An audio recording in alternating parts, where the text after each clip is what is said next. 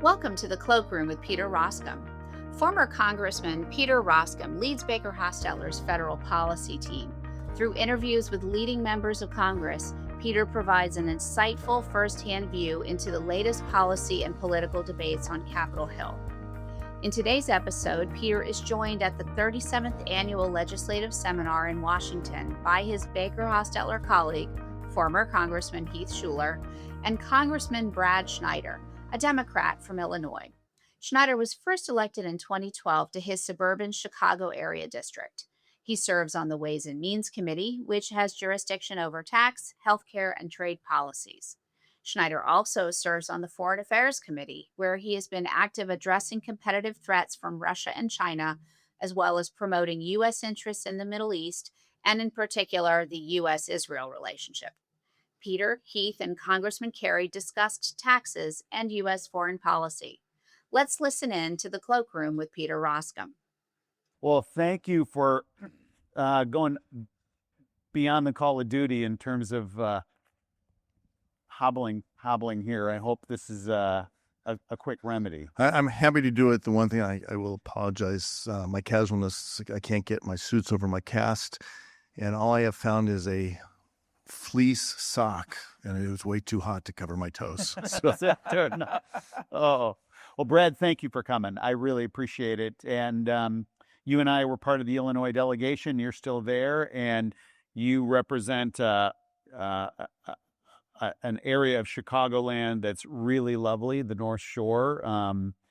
The shorthand is it's kind of a how nice for you district, and how nice for you. I like to say I match my district, my priorities, my values match my district like stacked quarters. It's just, it helps. It works. Yeah. So can you give us a sense? Diana DeGette was here earlier today. She was very bullish on where the Democrats are going in terms of taking over the majority and so forth. Kind of walk us through your current thinking of if the Democrats get the gavel, what are the types of things, set aside oversight of the administration, because that's coming, so for sure. But are there policy things where you say, look, we can actually try and get something done here, or there's some overlap in the Venn diagram, or is it just Mars and Venus right now, where it's like, come on, man, I can't even deal with this administration? Where are you? Great question. Let me take the administration out for a second. Okay. And, as you all know, in the House, you need 218 votes. In the Senate, it's 51-60 to get to the actual vote. I'll leave the Senate out and just talk about the House for a second. If you think about it, I think in pictures, hopefully this makes some sense, but if you run the whole line of members of Congress from the furthest left to the furthest right, and you take a slide rule, if you will, to say we've got to get 218. Where we are today is that it used to be with the Hastert rule, another Illinois member, is you had to have a majority of the majority to move something. All right, that meant that 115 on the one side of the middle line, but you still had room to try to pick up 113 on the other side at its extreme. Today, you have to get all of the Republican, and so that little bar doesn't have a lot of room to maneuver. If we're going to get anything done in the next Congress, we have to find a way to break that loose and move it as appropriate. The challenge that Speaker Johnson faces is that with such a narrow majority, if the House was fully in place, all the seats were filled, it'd be 220, 215. There's no maneuverability on that. And I hope that the Democrats take the majority. We're working to make that so. It's not going to be much broader than 220, 215 on the other side. And so either the extremes on either edge are going to have all the power, or we have to find a way to find that common ground.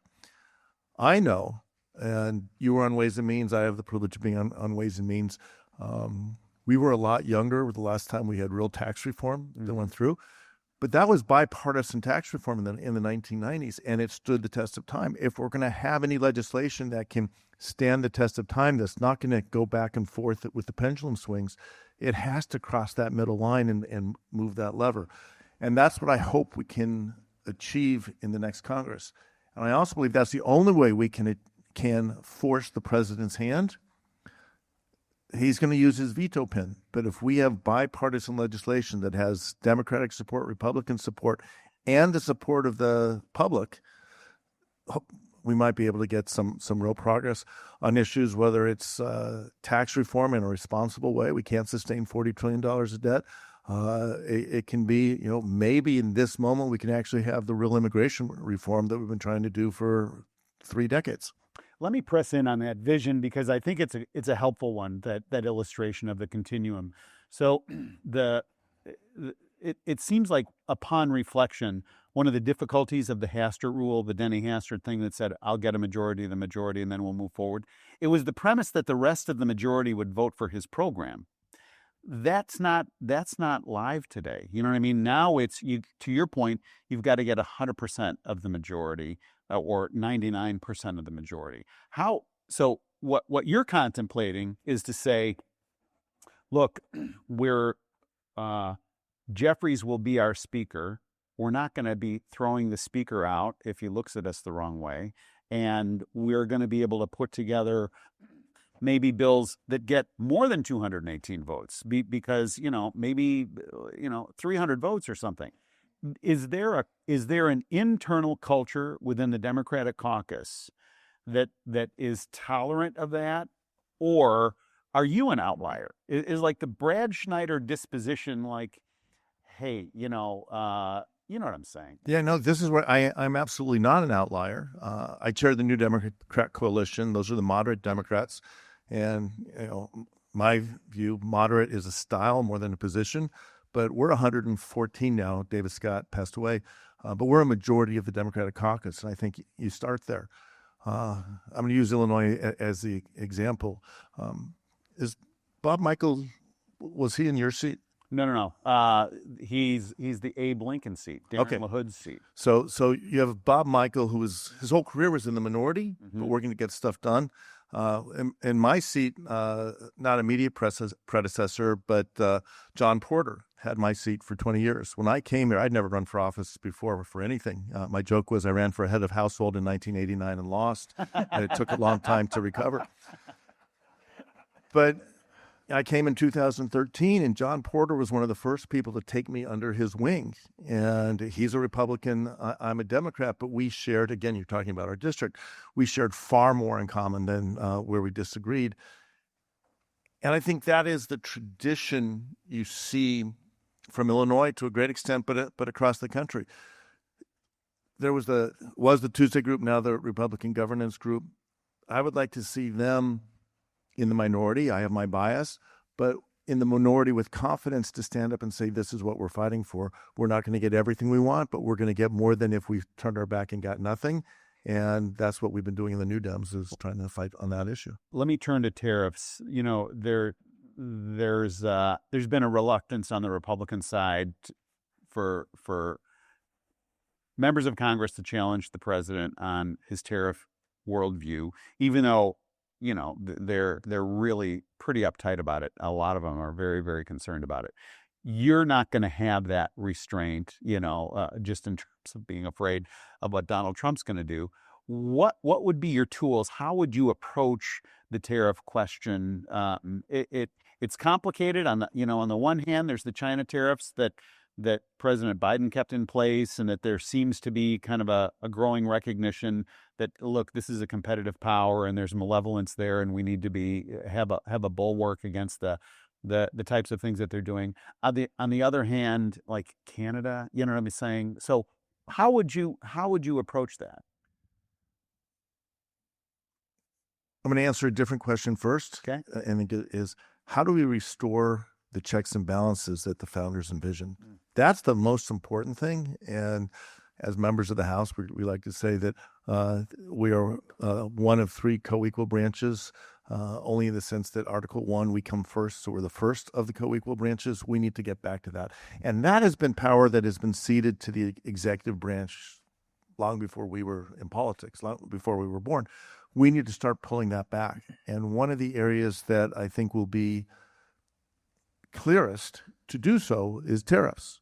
The Constitution, technically we're supposed to say the very important, very powerful Ways and Means Committee. That's our contract we sign when we get on the committee. It is the oldest committee. It's the only committee mentioned in the Constitution, and it is where the founders wanted taxing authority to rest with the body that's closest to the voters by design and by intention. We need to take that back and pound the table and say we're doing this because not only is it our prerogative, it's our responsibility to do so. And do so, I hope, in a bipartisan way. When President Biden appointed Catherine Tai to be his trade representative, she was staff, Democratic staff in Ways and Means. She was family. So she got a little more leeway before she started to rub Democrats on the committee wrong. Is like, no, this is our committee. These are our prerogatives. We have to take that back. So I think on tariffs, there's a place for tariffs if they're used strategically, if they're used not to defend a weak position, but to punish abuse or illegal actions, whether it's dumping, whether it's there's a long list of reasons why we would do it. The 301 tariffs. We can have that debate. We can make that case. And I think we can sell the American people on that. But it really needs to be Congress that does that. They can't be used punitively. They can't be used in a way that the exceptions open the door for an administration to favor, not to pick winners and losers in industry, but to pick winners and losers as who's my friend and what's in it for me. And I think we just have to stand up to that. Let me ask you one other question, then yield to Heath. IRA credits, they've been just all over the place, and particularly on the renewable side. What's the plan for like restoration of those, or breathing new life into them, or restoring them? And where do you think that those credits end up, let's say, in the next 5 years or so? So I'll go back, I guess it's 5 years now, when we were working on what originally was Build Back Better and then became IRA. Ways and Means was tasked. That was, again, reconciliation. I'd love to see us to get away from reconciliation and back to regular order. But the Ways and Means Committee was tasked with raising the revenue to pay for everything else. And we actually came up with what I think was a decent package. That there was debate, there was a chance for comments. We need to get back and have that conversation and see where you can have impact. I have a personal favorite where we talk about the credits, and that is for sustainable aviation fuel. I was listening today a story. Tesla, Musk is coming out with a electric semi, and it said, but even next year, that will be old news. They're coming out with driverless semi trucks. So I said, that scares me. But what scares me more is a battery powered airplane. I don't feel confident flying to Europe on a battery powered airplane. We'll always use sustainable fuel. We can use credits to drive the economy, to create the incentives that will make a difference. And we're seeing with the war in Iran, reliance on fossil fuels, energy that can be choked, whether it's at the Straits of Hormuz or the Bab el-Mandeb or anywhere else, creates a challenge. Medical supplies, we saw it with COVID. We need to be thinking of how to use credits to create incentives, to drive investments on things that will make us more secure, essentially developing the sustainability, the reliability, and the slack, the resiliency that we need in a world where disruptions are becoming more frequent and more common. So I think you'll see that type of conversation. There are a lot of projects that were started or being shelved, but that make economic sense in the long term, need that step up in the beginning, and that's where I think credits can make a difference. Brad, let's turn to healthcare. Site-neutral payments as it relates to large hospital systems. Where do you see that in the future? There obviously been a lot of scrutiny, But do you feel that they, to offset some other priorities, do you think that could be dropped into a must-pass bill? So what we need to get away from is the rob Peter to pay Paul mentality. There we go again, right, Yeah, Peter? it's just, and away from who was the last person in the room to make the case.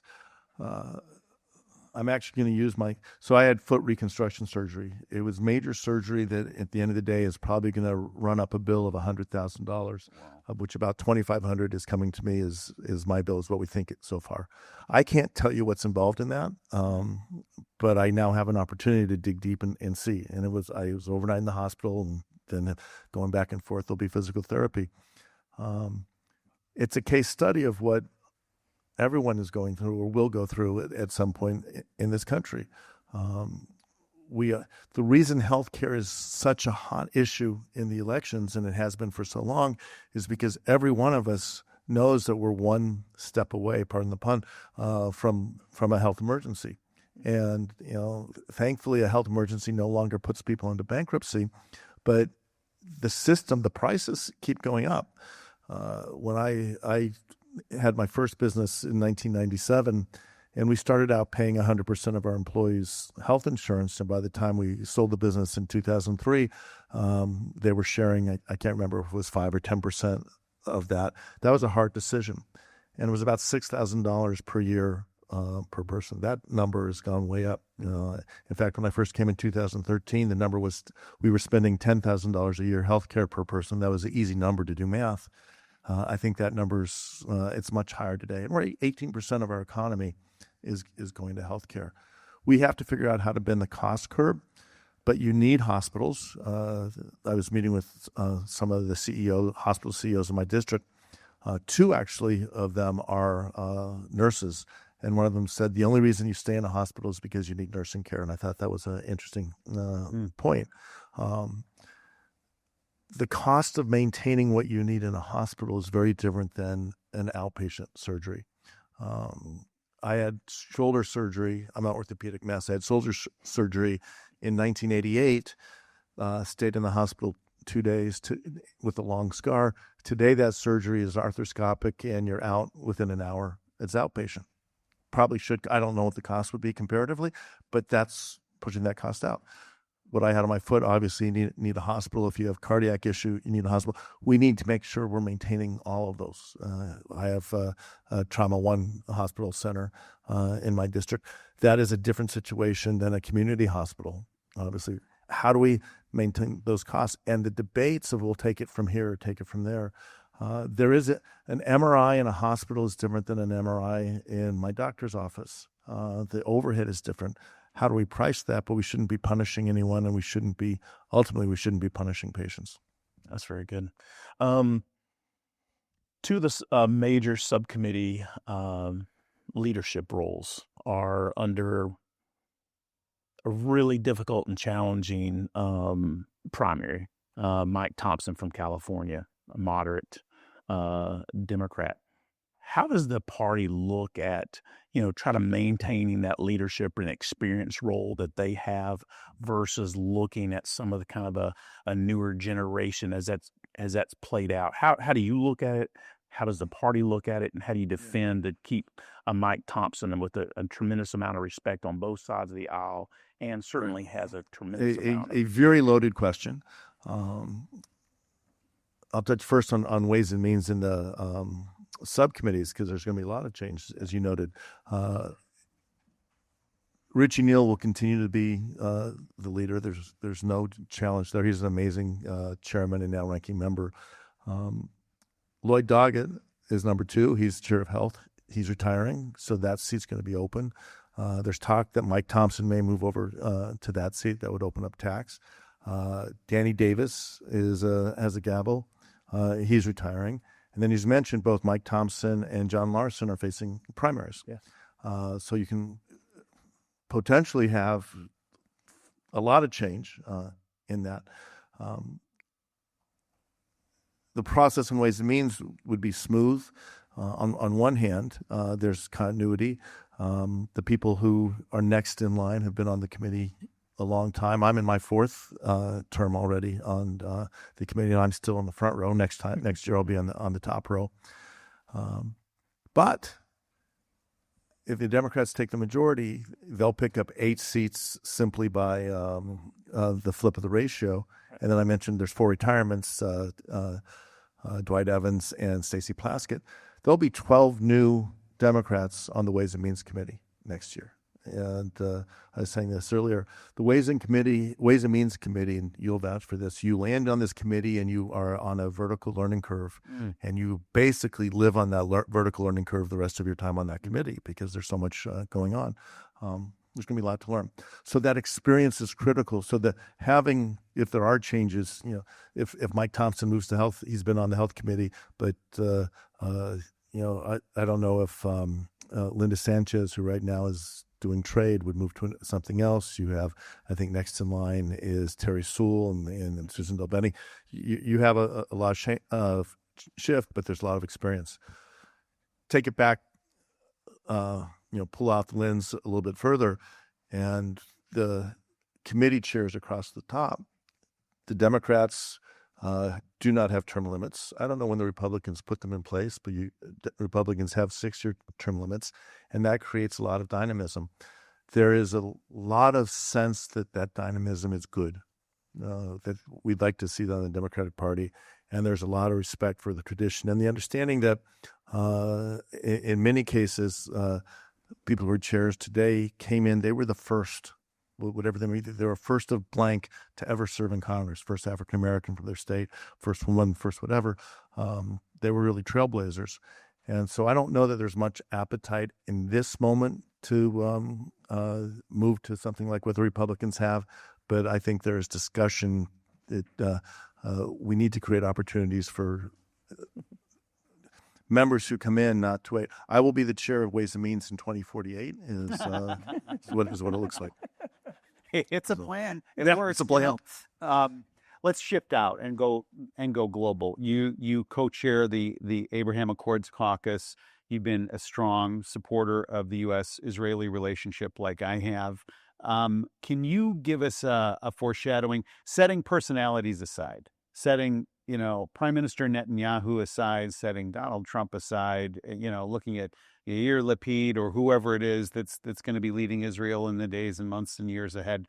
Where will the Israeli-U.S. relationship be in 10 years? What do you think it's going to look like? Nobody knows. So I can tell you what I pray for. I think we'll probably land in the same place. I'm a Jewish American, raised a Zionist, lived in Israel, 1983, 84, a long time ago. Have spent my entire life not just praying for, hoping for peace in the Middle East, but working for peace in the Middle East. If I could have the pen and write the future, it would be a Middle East where Israelis and Palestinians are living side by side with mutual respect and recognition, stability, security, and peace, and the full region is integrated. The vision of the Abraham Accords. And what I love about the Abraham Accords, and this is Tal Becker's framing, one of the Israeli authors of the Accords, is for the first time the Abraham Accords codified the ideal that both Israelis and Palestinians belong to the same land. Not that the land belongs to them, but they belong to the land. I think that's the direction we have to go. If I talk about the debate right now, Israel is going to be a issue. Israel has an election coming up this year. It may be in October as scheduled or any time before, likely sooner, and it'll be a part of the discussion here. My way I describe it, I am unequivocally committed, supportive of a strong U.S.-Israel relationship and the security of the Jewish Democratic State of Israel, and I will never turn my back on that. That doesn't mean I don't see or support the aspirations and hopes of the Palestinian people for self-determination and the ability to give their kids the opportunity and promise that Israelis are hoping to give to their kids. And that's the role I think the United States should be playing, can be playing, and by extending that, and the Abraham Accords are the stepping stone to that, we can create the opportunity for a path ultimately to the Palestinians and Israelis living together. Saudis have to be a part of that. So if I think of over the next 10 years, to bring the Saudis to bring our allies in the Gulf, so Saudis, UAE, Bahrain already part of the Abraham Accords, but Qatar and Kuwait, to elevate Jordan, stabilize Jordan, help Egypt, even Syria and Lebanon, U.S. leadership becomes paramount. And we cannot focus on one region. We can't turn our back on what's happening in between China and Taiwan. We can't ignore or we shouldn't turn our back on Ukraine. But we have to be able to play in multiple places around the world. I can tell you about Africa, Latin America, and be that role model that the United States historically has been. The tribute, often paid to Harry Truman and Marshall, but I think Dwight Eisenhower deserves as much credit for it as anybody, of a United States that is working with our allies, only country that can convene in a way that no other country can, and to do it. So we need to support NATO, do what we did with NATO to build it for the future, but to do it in the Middle East and do it in other places as well. It's interesting, just to kind of broaden this out a little bit. Your observation, because the subtext of what you were saying is, look, there's been this bipartisan agreement about what the role is of the United States. And that is under real pressure right now. So I chair the National Endowment for Democracy. We got some of our team here today. And that's a group that was founded by Ronald Reagan, supported by Congress, helping good guys around the world stand up for freedom, like really virtuous, heroic people. There's been a bipartisan consensus post-Cold War that the United States has a leadership role. And yet, right now, the two ends of the horseshoe are coming together. On the conservative side, and it's not really conservative, but you know what I'm saying. There's a group that says, hey, it's too expensive. It's a waste of time. Let's just focus in on the United States and call it a day. On the other side, and this is not a dominant position, but it's emerging, and you're hearing about it at home, I'm sure. It's a group that says, look, the United States is not a good country, and it would be better if the United States just zipped it, didn't say anything, and you have no moral right to tell anybody to lead anything. It's you're the problem, United States. You're malevolent. And right now, the center is holding very solidly. The center is holding, and yet there are these voices on both sides that are more than just grumbling. They're really getting aggressive. And I think that manifests itself in a lot of ways. It will manifest itself in terms of trade policy, in terms of our military deployments and so forth. How do you think I'm right in that analysis? I think you're 100% right. How do you take that in? So let me talk the horseshoe, and I'll tell you one thing that will probably be the only thing you remember this conversation. When you hang a horseshoe for good luck, and we always talk about it, you did the things pointing down. You always hang it with the open part pointing up so that the luck doesn't run out of the horseshoe. So if you go into a ranch, you'll see it that way. But in our politics, it absolutely points down. And we are at a place where not only is it coming, that the ends of the horseshoe are merging. And it's what you're talking about, the two extremes, the America First crowd and the America Worst crowd, have always been there. I don't remember, but I'm sure it was there in the lead up to World War II. For sure. Franklin Roosevelt had to fight that. I do remember as a child in Vietnam, Ronald Reagan, one of his most, I think, historic moments was standing at the Berlin Wall and saying, Gorbachev, take down this wall. But he also had other things that would be criticized. The difference today is social media.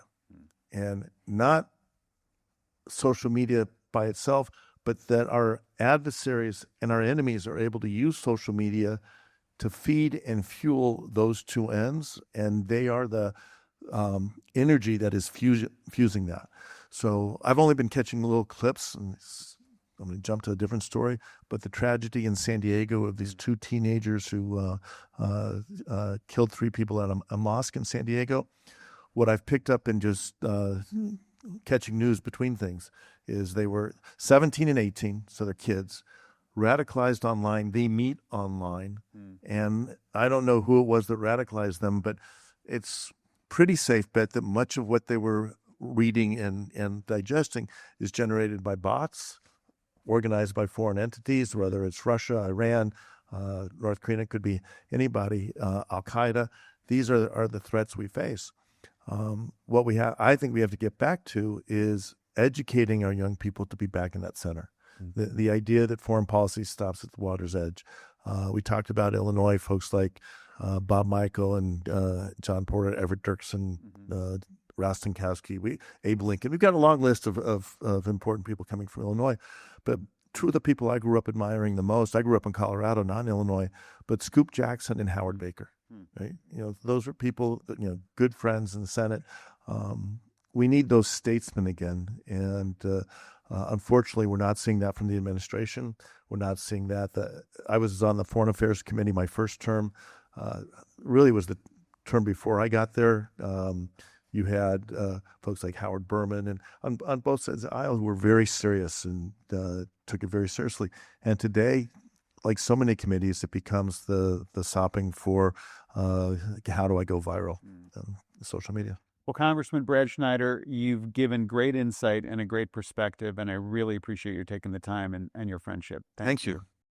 Thank you, Peter, Heath, and Congressman Schneider. If you have any questions for Peter, his full contact information is in the show notes. As always, thanks for listening to Baker Hosts and the Cloakroom with Peter Roskam. Comments heard on Baker Hosts are for informational purposes and should not be construed as legal advice regarding any specific facts or circumstances. Listeners should not act upon the information provided on Baker Hosts without first consulting with the lawyer directly. The opinions expressed on Baker Hosts are those of participants appearing on the program and do not necessarily reflect those of the firm. For more information about our practices and experience, please visit bakerlaw.com.